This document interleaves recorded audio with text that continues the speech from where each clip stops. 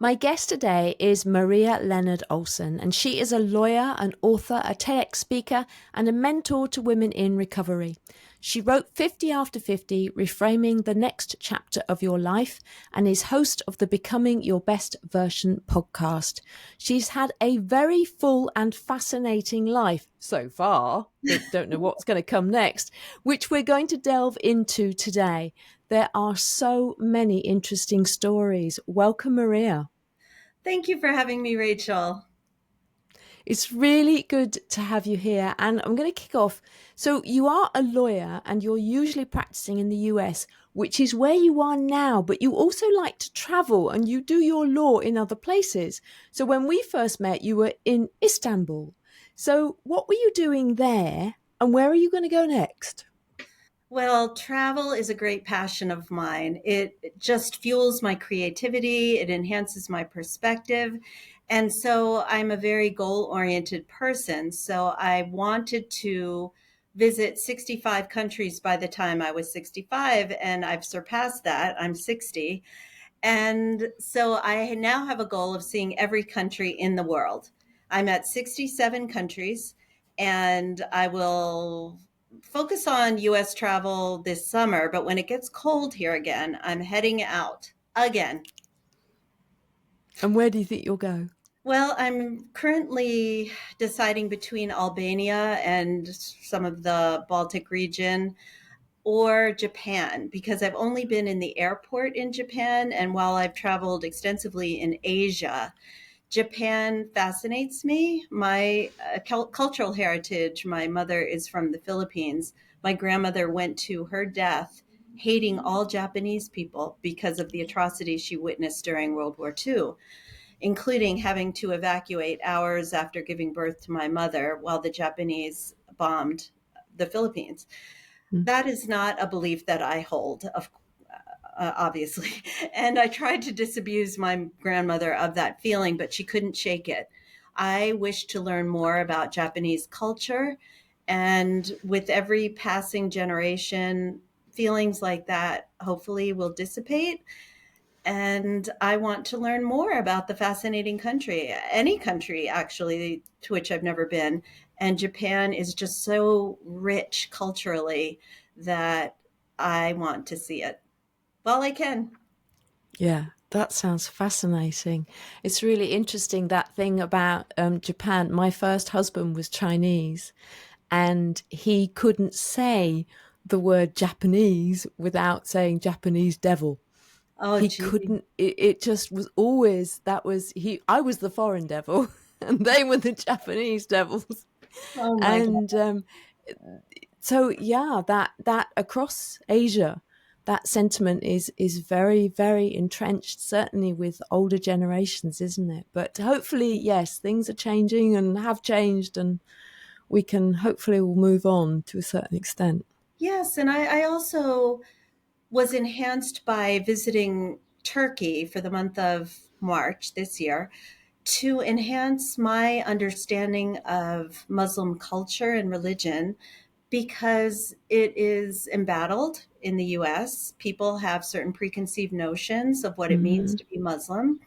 And I was fascinated by the secular Muslim culture of Istanbul. I would, for instance, see women in full hijab walking arm in arm with typically younger women, tattooed with pink hair and piercings all over. And I just had to stop and marvel. I think it is incredible what is happening.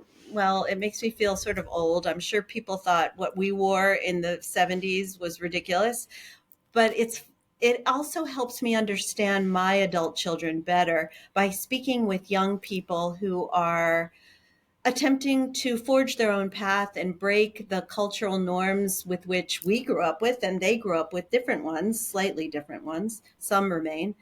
And so I love talking to people of all ages. I learn from people who are typically older than I am certain things about life lessons, and I expand typically my perspectives by talking to younger people who have different frameworks in which they operate.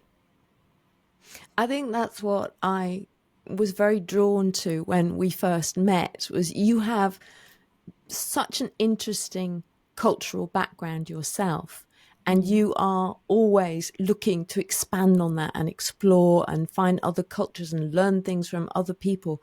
And I just think that's so powerful. And I think that's something, I hope that as we get older, we get more open to doing that. Some of us do and some of us don't, but the ones of us that do, it can be such a rich environment, can't it? If we can get out there and explore other cultures and learn, carry on learning. It's so important. Absolutely, which is one of the reasons I was drawn to you as well. Rachel was on my podcast, and we have so much in common, even though we grew up in different countries and different places.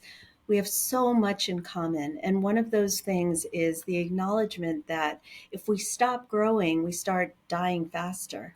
I never want to stop growing.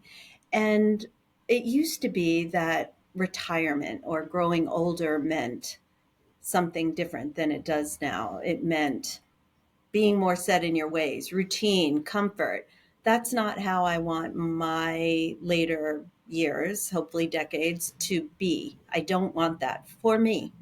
And because of modern medicine and other factors, actuarially speaking, I may have 2 or 3 decades left, or maybe even four, who knows? And I want to keep my mind nimble. And studies show that by continuing to learn and stretch one's comfort zone, and learning in general keeps us young and our minds fit and new neurons firing and reinforcing. It's exciting to me. And while turning 60 sometimes makes people sad, it didn't make me sad at all. It almost lit a fire under me. There's so much more I want to do and see. Oh my gosh, where am I going to go next? And while that's not for everyone, and I respect anyone's choices, because I realize I don't have a great need for sleep, although I try to get 7 hours of sleep because I know it's good for me. I also am an extreme, perhaps, extrovert, and I gain energy by talking to other people. That's not for everyone. And my book, 50 After 50, in which I tried 50 new things in my 50th year to determine how I wanted to live the next chapter of my life, that's not for everyone. But my message in my book is don't settle for the gray safety that sameness promises unless you like what your sameness is. And most people would benefit from trying new things in general. So Yeah, that's how I want to absolutely. live. So now I want to go right back to the beginning, because I found this absolutely fascinating, especially as I've read so much about the laws related to race in America. And that when your parents actually wanted to get married, it was illegal because they were of two different races. Can That you is tell us true. a bit about that? Yes, until 1967, interracial marriage was illegal in 16 states in the United States. When I told my children that when they were preteens, they couldn't believe me. They did not believe that that law existed in, especially in Maryland, where we lived, which is a very progressive blue Democrat state. And it's true. Maryland, although it's considered not really considered the South, it's considered the Mid Atlantic by most people. It's south of what we call the Mason Dixon line, which was a demarcation between the North and the South during the American Civil War. And it was illegal. And while most discriminatory laws pertaining to race in the US were directed initially towards African Americans, it extended to Asians and Latinos as well. Any race, I personally believe is a social construct, but Yes, uh, absolutely. in our country, not everyone believes that. Race is a divisive issue, although I think it is changing. I'm hopeful because I see the work my children are doing and other people in younger generations and our generation. But in any event, my parents, my mother's from the Philippines, Southeast Asian. My father was white and they wanted to get married. It was 1961 and it was illegal in Maryland and Virginia. So they went to the District of Columbia to get married. There are many anachronistic laws, and it isn't until somebody makes a big deal out of it and gets the attention of a legislator who wants reelection or something else, money maybe, for their campaign, that something gets changed. And enough people got inflamed about this situation that the seminal case of Loving versus Virginia was the case that changed the law nationwide at the US Supreme Court. Until 2013, it was illegal for same-sex marriage in the United States. And then various states started making their own laws. My son is gay, and I said, if you choose to have children, you may be able to tell them one day that it was illegal for dad and dad to get married until 2013 in most parts of the US. And they won't believe you. They won't. Now, if Trump gets reelected, things will continue to go backwards. I hope that is not the case, because I will be living in another country for 4 years if he is reelected. So pray for us, anyone who has the ability to do so or desire to do so. You're not the first American woman who's told me that. That, It's they're thinking, where will I go? I can't stay here. I know. I mean, I waffle a little bit Mm. because I want to be part of the change, and if I just leave, maybe that's cowardly. So I say it sort of facetiously that I'll just go live somewhere else, but maybe I won't. Maybe I'll continue to do a month to 4 or 5 months outside of the country, come back and see my friends and relatives.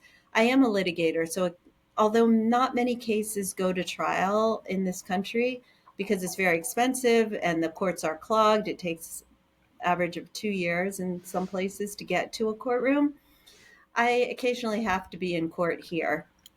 I did do a hearing from Machu Picchu 2 years ago. Did you? I Oh did. my goodness. There's a great story. I happened to be in a hostel, and I forgot to bring anything that looked at all court-like with me. And we don't have to wear what barristers have to wear in your country, but you have to look professional. So I yelled out, "Does anyone have any black jacket I can wear for the next half hour?" And some young man ran up and gave me a jacket that I zipped up to the top, and I put my screen pretty low so they could barely see what I was wearing, and conducted the hearing, and it went fine, although the internet was a little shaky. Anyway, the one gift of the pandemic in my situation is that many judges still don't want to see us in the courtroom because COVID is still around, even though Mm. it's not at the levels at which it was a year or 2 years or 3 years ago, but it still exists. So more and more hearings, depositions, and other legal proceedings can be done online. And for that, I'm grateful. Mm. That enables you to be, even as a lawyer, you can be a digital nomad, can't you? I can indeed, and I love it. I love being a Yeah. digital nomad, and I frequently travel with a group called Remote Year, and it draws mostly Americans and Canadians, but also people from other parts of the world. And while it skewed younger in the beginning, mostly people in tech who can do their job from anywhere, now it is drawing retirees and people who don't have to work for whatever reason. And it's getting more and more diverse age wise. That kind of pleases me. It sounds brilliant. Now, I know you have another book in the offing, and it's about a personal experience of yours, which is another fascinating story that I'd like to dip into. When you did a DNA test, and how old were you? You did it in I was your 53. 53. So you did a DNA test, and something happened, didn't it, that you Yes. weren't really expecting?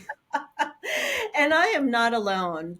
By I know. I know. reliable estimate, something akin to this, whether it is misattributed parentage or misattributed ethnicity, has happened to more than 7 million people in the world. What happened with me is I was speaking at a mixed race conference in Los Angeles, and the corporate sponsor was 23andMe, one of the biggest of the consumer DNA test providers.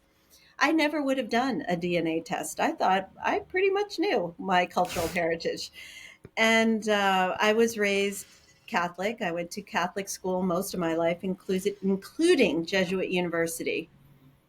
I get the test back and it says, Maria, you are 50% Southeast Asian and 50% Ashkenazi Jew.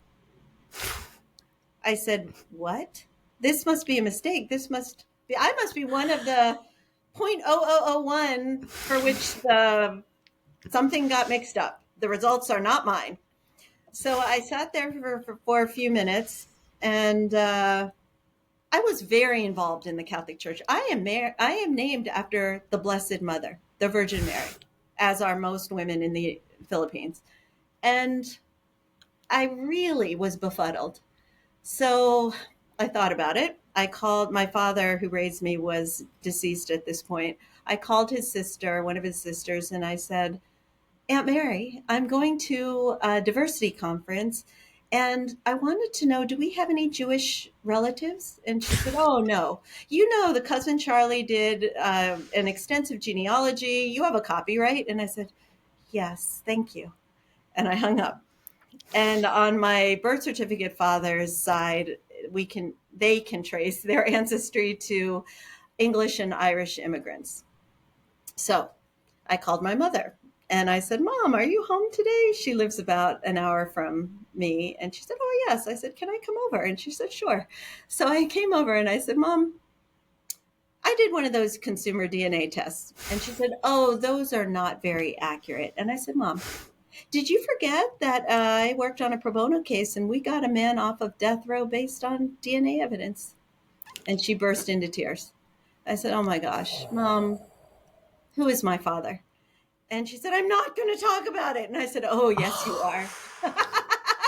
I said, I get 5 minutes of your time. Collect yourself. And I went full on lawyer on her, cross-examining her for 5 minutes. And she was full of shame. And she grew up Catholic. She felt a great deal of shame. And I said, Mom, do you think I never had sexual relations outside of wedlock? And she said, stop, don't talk about it. And I said, oh my gosh, okay, let's try this again. Tell me everything you know about my biological father. And she said it was a 50-50 chance that your dad who raised you is your father. And I said, okay, well, obviously it wasn't him. So tell me about this man. And she said, well, I was on my way back to the Philippines to tell my parents I was marrying your father. And I stopped in Seattle where my cousin was in university. And we went to a party and, oh, I'm not going to talk about it. I said, oh, yes, you are. What? Okay. So could he have been an English literature professor at the university? Because that would make my whole life make sense. And she said, yes. And I said, you don't know, do you? And she said, no. And I'm never talking about this again. And I said, okay, do you wish to know when I find him, if he's alive? And she said, no. And don't talk about this with me ever again, because there's something in many Asian cultures called saving face, where you pretend something didn't happen. So I said, okay. And then she ran off crying and came back shortly after. And I didn't talk about it with her. It took me a year to find my biological father, and he's still alive. He's 92 years old. He lives in San Diego.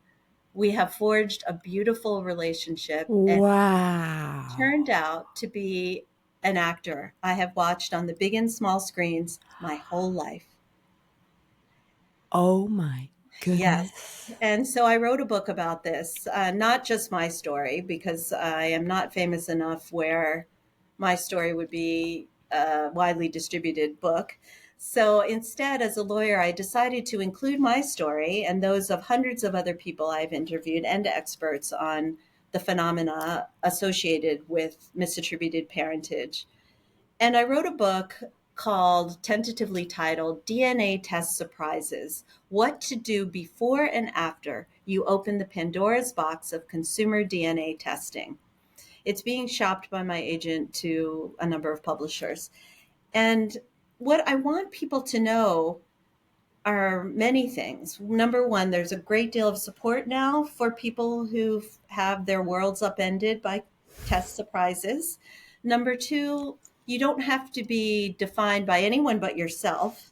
Number three, there are ways to find information about your health and your heritage and your relatives that are easier than other ways. And there are things to consider when you embarked on this path, because frequently you're unearthing family secrets and shame on the part of particularly older people, affairs and the like.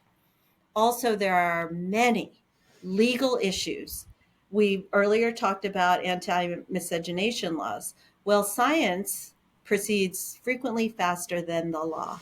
So there are laws that need to be changed to protect people like me who have found out that my father who raised me is not my biological father.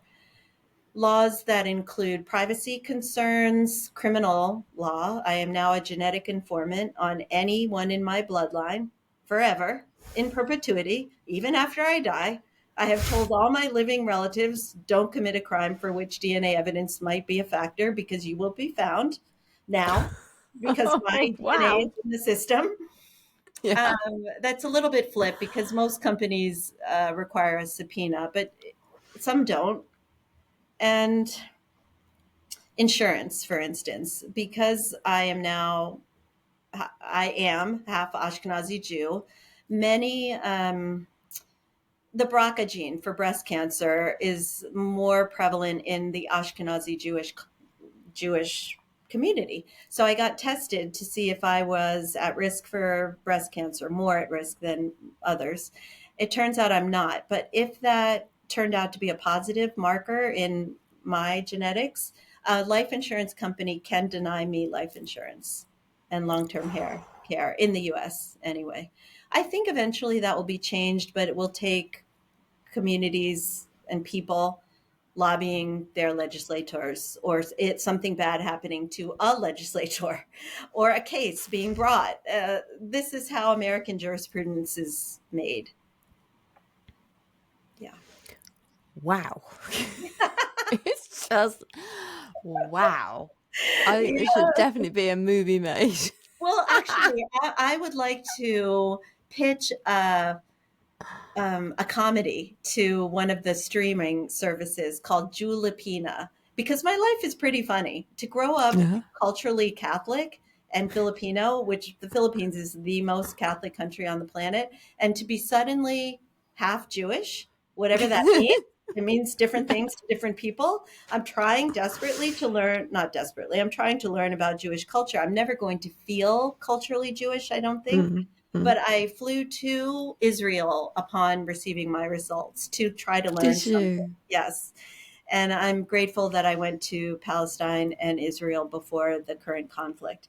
But I now get invited to Jewish friends' homes for high holidays and celebrations. And I'm trying to learn as much as I can. My biological father is not observant of Jewish religion, but feels culturally Jewish. So I have as many conversations as I can with him about that.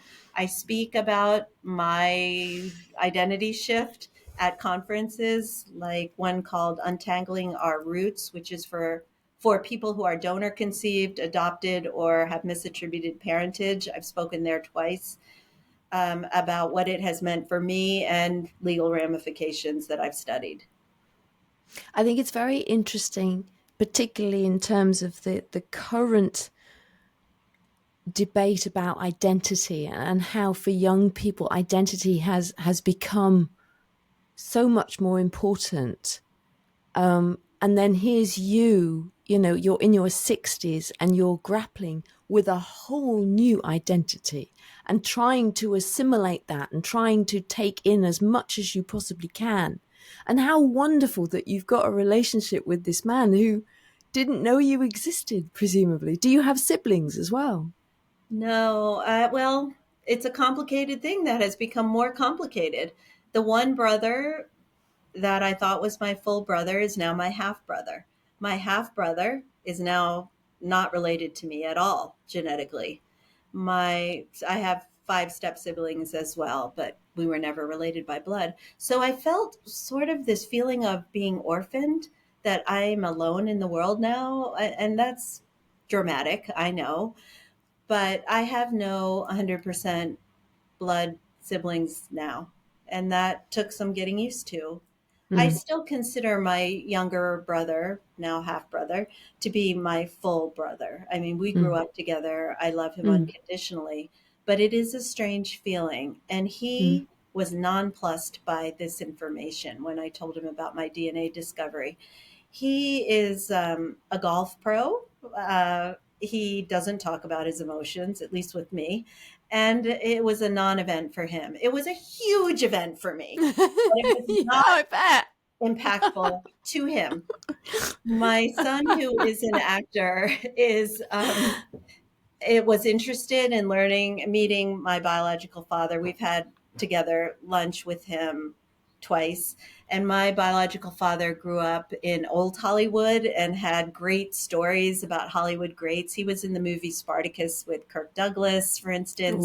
He Wow. was in a movie with Barbara Streisand. And my son, who was only 26, was not familiar with these names. And I was kicking him under the table, trying to let him know, you must pretend you know who these people are. This is major. And he didn't, but my biological father, who is very much like me and made so much of my life make sense, or rather, I should say, I inherited so much of his demeanor, characteristics, outgoingness, Really? and it made my Wow. life make sense. And he's very proud of now his grandson. Until he was nearly 90, he didn't think he had any children or any grandchildren. And when we met, he bought cigars, passed them out to his friends, and sent out "It's a girl" announcements about me. Oh, how beautiful.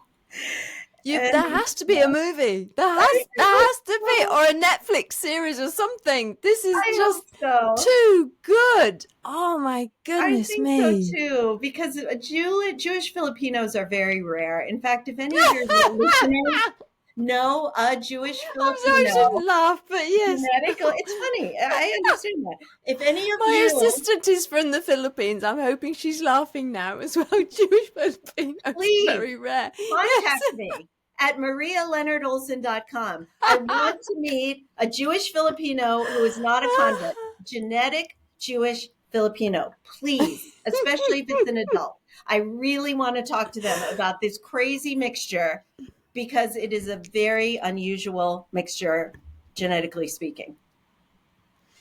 Wow. I just think that's brilliant. I had to have that story here, and then it's such a midlife story. You know, this happened to you in your 50s, you know, Yeah. and you're grappling with it now. But I mean, how amazing! I mean, it's mind blowing, and it's amazing, and it's beautiful, and yeah, I love it. I absolutely love it. It really floored me for a while. It was difficult for I a while. bet. But now it's been 7 years and I've had time to process it. I am a believer in therapy and somatic healing. I've done a lot of work around this. I do journaling, meditation. I also am 11 years sober from alcoholism. And my recovery community was also very helpful in helping me process and not feel like such a freak because I have spent a great deal of my life feeling other than. Growing up brown in a predominantly white community was something that was difficult for me as a young person. It's not difficult for me anymore, but it was then. And then my parents were divorced in 1969, which was cause for excommunication in the Catholic Church. So my parents were excommunicated, yet they forced me and my brother to go to Catholic school, parochial Catholic school, and to church alone amidst the Irish Catholic, Italian Catholic families. And I felt like a freak for most of my childhood. And many people say to me today that they didn't view me as brown. Well, wow, the rest of the world does. Most people, Latino people, speak to me in Spanish every day. If I go into a store or a restaurant where the people are Latino, they're speaking to me in Spanish. Luckily, I learned how to speak Spanish. And I've lived in some Latin American countries and I lived in Spain for a summer. So my Spanish is pretty good, but nobody thinks I'm Filipino or Jewish ever.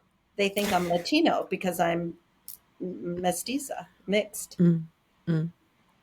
And we talked, didn't we? I think when I was on your podcast, that my son has a similar experience because he's Mm. half white, half Chinese. He lives in America, and people think he's Latino. Yes, it's kind They of don't, default here. even though his surname is a very obviously Chinese name, if you know Chinese names, I suppose.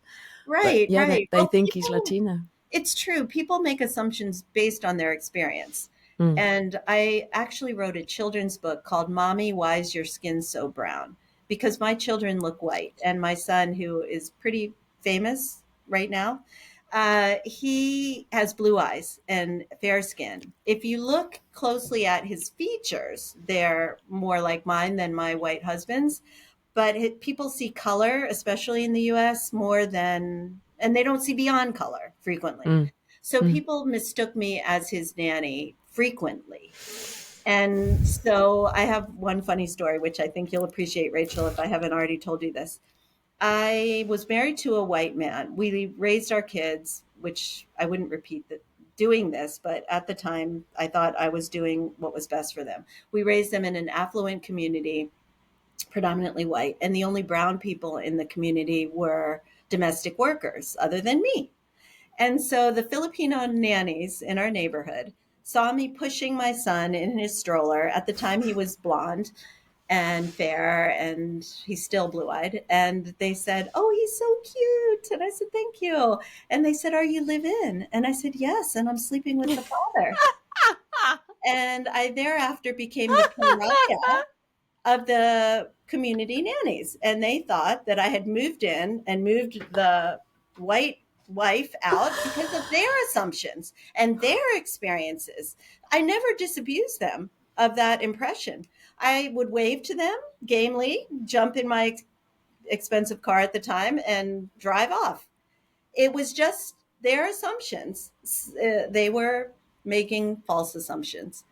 So my book, called Mommy, Why's Your Skin So Brown, is sometimes used in DC area preschools to raise consciousness that not all parents look a parent.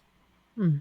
So it also was the subject of a book I wrote called Not the Cleaver Family, The New Normal in Modern American Families. They are now same sex couples, older people marrying younger people, people choosing to have one child for financial or emotional or other reasons, which used to be in my childhood cause for feeling sorry for someone if they were a quote only child.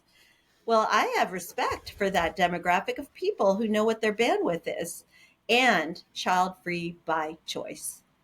That used to be frowned upon when I was growing up. I think it is a valid and useful and responsible decision for people to make if they don't think that they would be good parents, or they don't think they have enough money to be a good parent, or whatever reason. All reasons are probably valid. In any event, I think the world is changing, and I'm happy for most of the changes.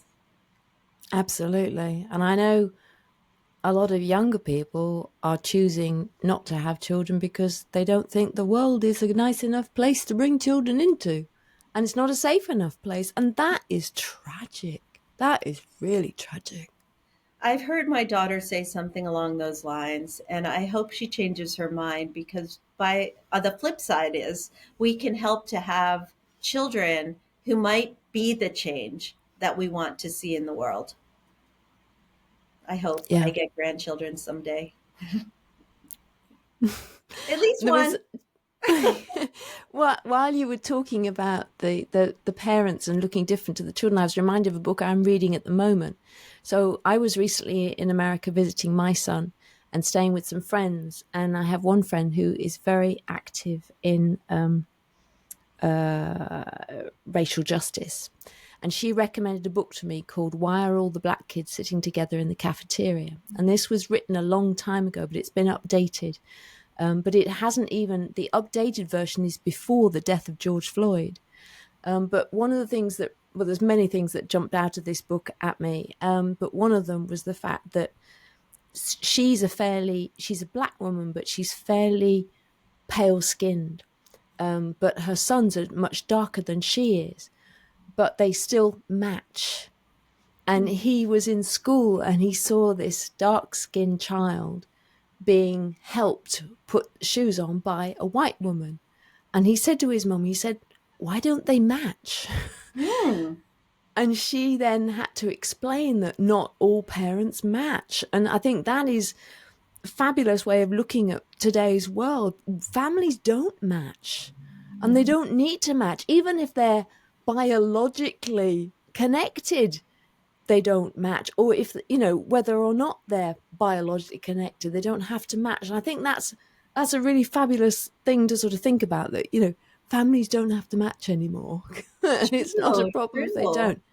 Yeah. Yes. And the more we dialogue about it and write about it, the more people may become aware of that fact of Mm, today's culture. mm. I mean, I Mhm. don't match with my son. So, Yeah.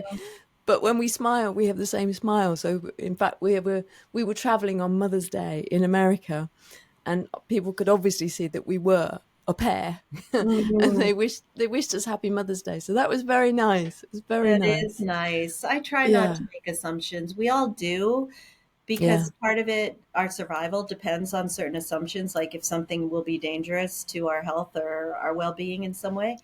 But I work really hard at not making assumptions to the best of my ability, Mm, because it has hurt me in my life, mm. and I've watched other people get hurt by assumptions made. So I'm Mm. working on it. Now, changing tack a bit, you just talked about alcohol, and that is something I would really like to talk to you about, because I know that's been a very important part of your midlife journey. So, can you tell me a little bit about that? Sure. The my recovery story is in the first maybe 80 pages of my last book, 50 After 50, Reframing the Next Chapter of Your Life. It I grew up in an alcoholic home, and maybe that helped me or facilitated my warped thinking that if feelings were too hard to deal with, I should have a drink or more.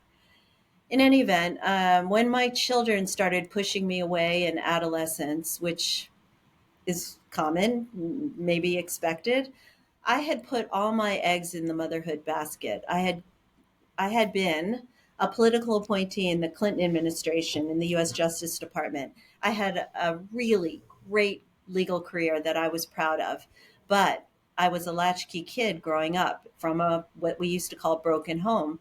So I had vowed from a very young age that if I were able to be an at-home mom, I would be. And so when my second child was born, I stopped working as a lawyer. I did some pro bono work during the time I was an at home mom, and became a journalist because that was something I could fit in my life as an at home mom. Then I now understand that our job is to give our children wings. Our job is to make our job obsolete. Our job is to make them not really need us anymore. But I also recognize I have a very big ego. And when they started pushing me away, I felt bereft. I started drinking more. And while I had a problem with blackout drinking earlier in my life, it became a problem in my 40s. And my then husband found bottles around the house and recognized that I had some behavior that was not typical. And he said, "You either go to AA, Alcoholics Anonymous, or get out." So I did. I went to AA, and I had a lot of shame around it until I started seeing people I knew. I sat outside the local AA meeting closest to my house, and I saw a lot of people I knew going into that meeting. So I finally got up the courage and went in and saw people from my childhood. I did grow up in the Washington, D.C. area. I made lifelong friends in these meetings. I learned a new way of living. I believe that the 12 steps of AA and the other 12 step fellowships are a guide to being a good human that should be taught in some form in every learning institution in the world, because it's about believing in something bigger than yourself, looking at your own character defects, making amends to those you have harmed, and paying it forward in broad brushstrokes is what it's about. And so I'm now 12 years into the program, 11 of them sober, and I have learned a new way of living. And now I pay it forward to other people. I very much believe in living a sober life. I remember more things. I say fewer things that I regret. I help a lot of people in recovery now.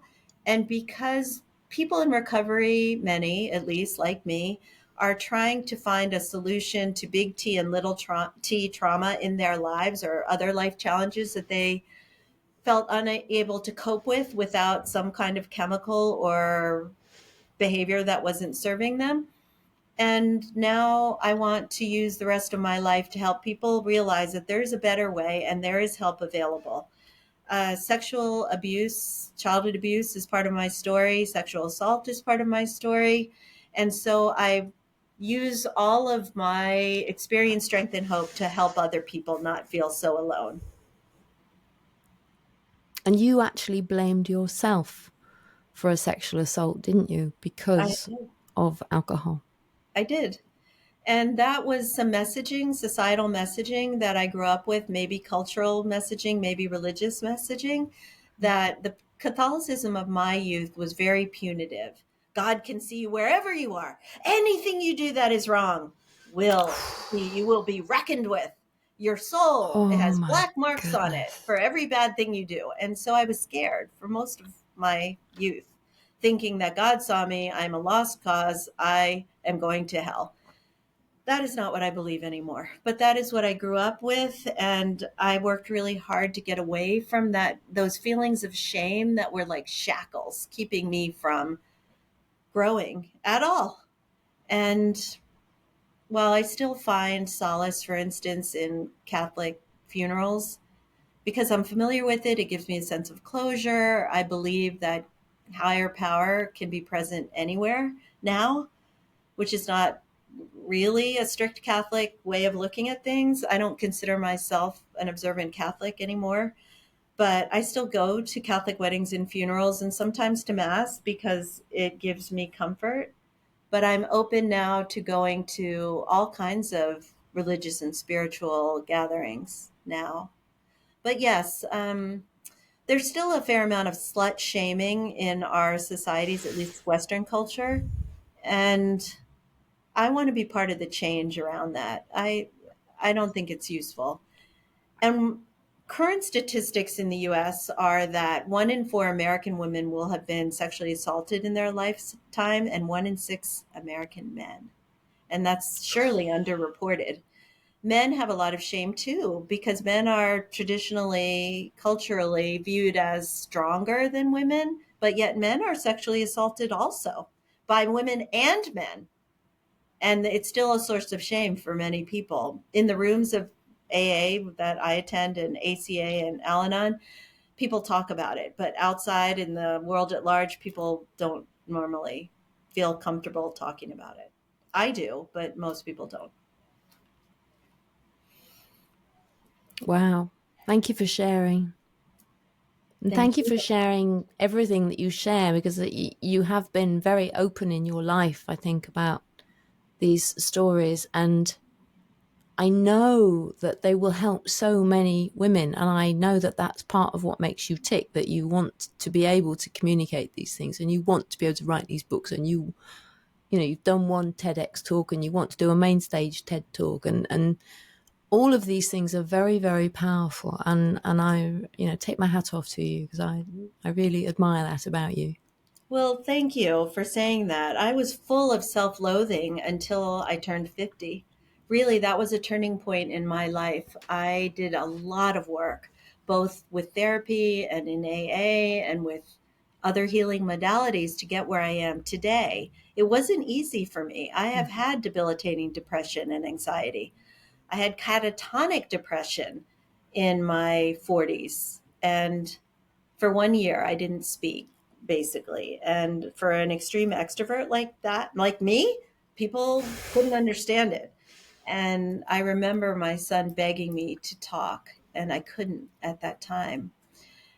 I I learned how to take care of myself. I learned what self-care meant for me because it is not a one size fit all proposition.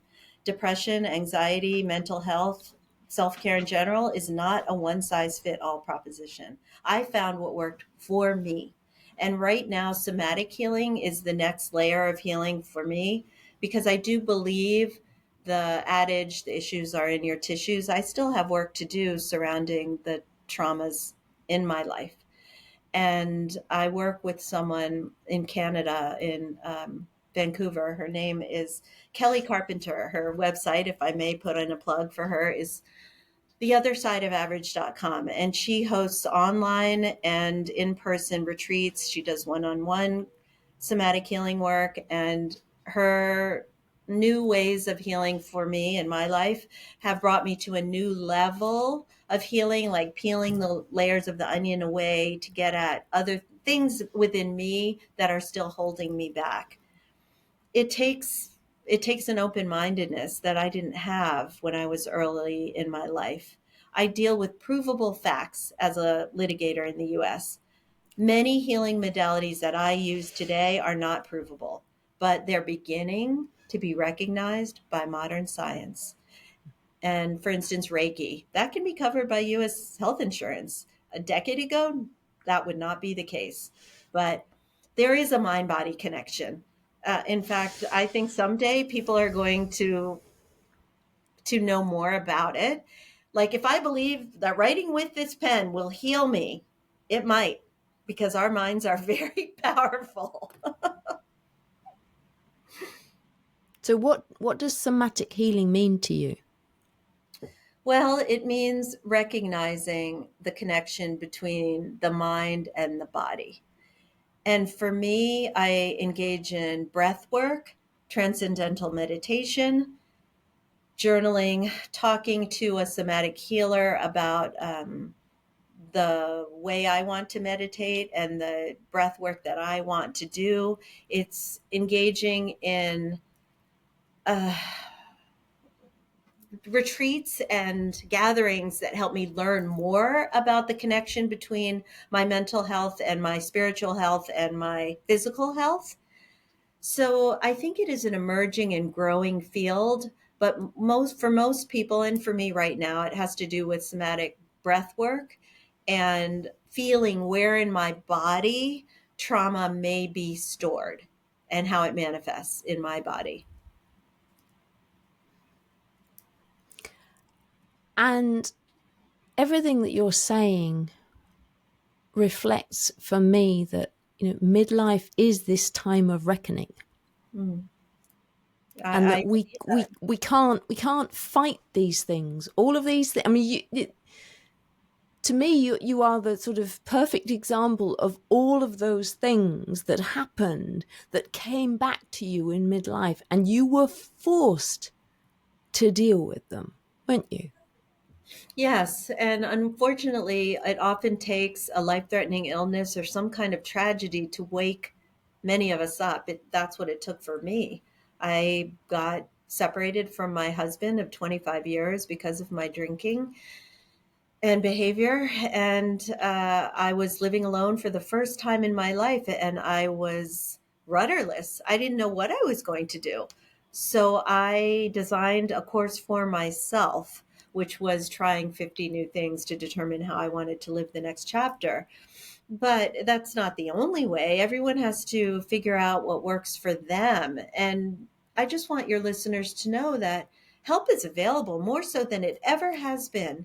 And with the internet, you can find help. I listen, for instance, to a lot of spiritual teachers, TED Talks, YouTube videos, and I learn about other resources almost continually because there's so much out there.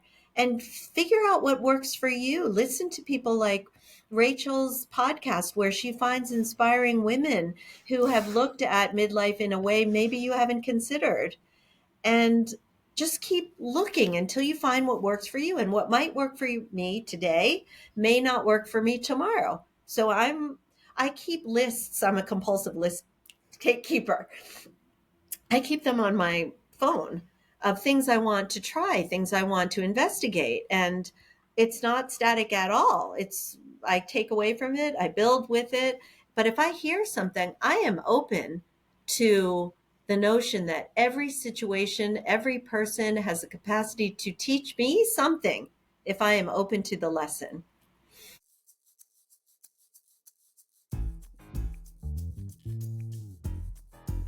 Thanks for listening to this episode of the Magnificent Midlife podcast.